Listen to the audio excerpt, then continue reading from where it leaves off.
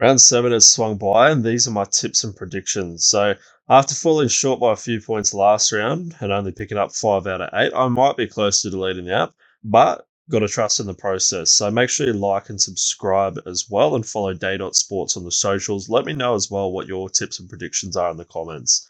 So, up first, Thursday night.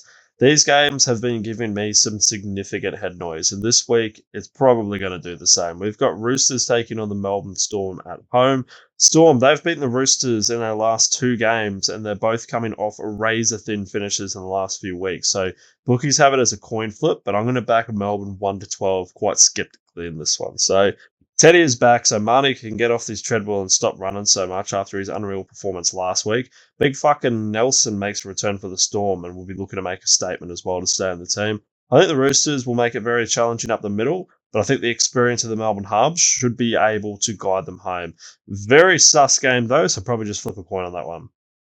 While the Wars are favourites up next, they are playing really good footy. Something about the Dragons though, I just don't like this season. They are my new Canberra Raiders. If I back them, they get absolutely pumped. If I go against them, they just pull off some ridiculous upset.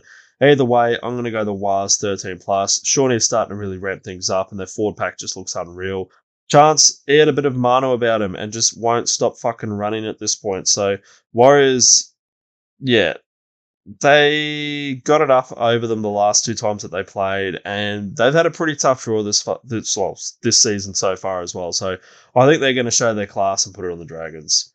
Eels versus Dolphins. I'm going to go Eels 1-12 over the Finns. Eels shows some serious balls getting it done against the Cowboys, who have been running fairly hot as well. So I don't think the Dolphins have what it takes to go toe-to-toe with the forward pack of the Eels. Now, especially as well with the hammer out, that's a massive blow for their attack.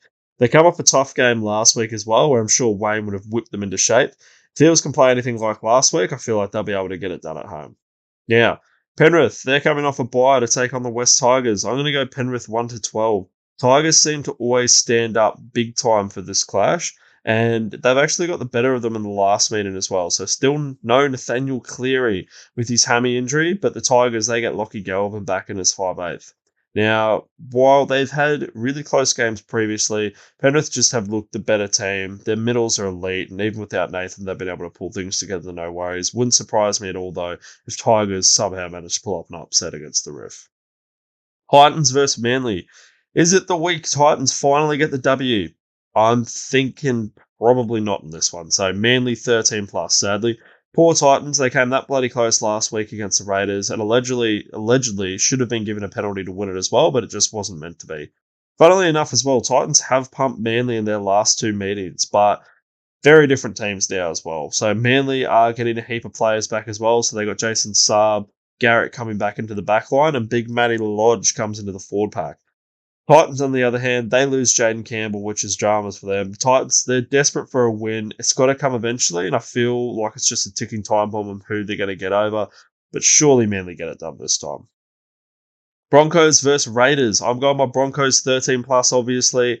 No doubt the Raiders are going to make it a physical and scrappy one as per usual, but the Broncos are coming alive big time and just will be way too much at home. Though our middle forwards, I think they're solid enough to go toe-to-toe with the Milk. Paddy is pumping out carries, and big Xavier Williamson as well. I'm sure he's going to make a big impact similar to last week. Still no Renault, but it's no worries. We got Walshy in the beautiful headgear that's going to slot goals for fun. He just needs to keep eye out for Tarpanay, though, who sent him into the gulag last year with a massive hip. Up the Bronx. Doggies versus Knights. I'm scared with this one as well, but I'm going to go Knights 13 plus. Dogs are showing some dog coming off an unlucky loss to Melbourne. Knights, on the other hand, just losing to the Roosters. But Doggies, they'll want revenge after getting absolutely fucked twice last year by the Knights. Sure, they've showed massive improvement, but the Knights are slowly starting to click more and more each week, and I think things are really going to come together. Hogger and Hastings definitely seem to be the go-to over Gamble, and Ponga is just turning it up over the last few weeks. Dogs, please don't cook me here, though. Sharks versus Cows. I'm going to go the Sharpies 1-12. Both teams have been looking a little bit underwhelming the last week or so. Again, backing the Sharks 1-12 though. Cows defense just has been dramas for the last couple of weeks, and Sharks have the ability to score points without too many issues as well. Cows still with a bad track record as well outside of Queensland, which is a real thing for them. See how the boys from up north can go. Now, after missing out on my tip of the week by Hosking, he didn't go off injured, so I guess he might have got over. But this week, I'm going to go Isaac Tungo, Jason Saab, and Ezra Mam to cross the white line fever and get us home. So, who you backing once again? What are your predictions? Hope you have a good one. See you next time.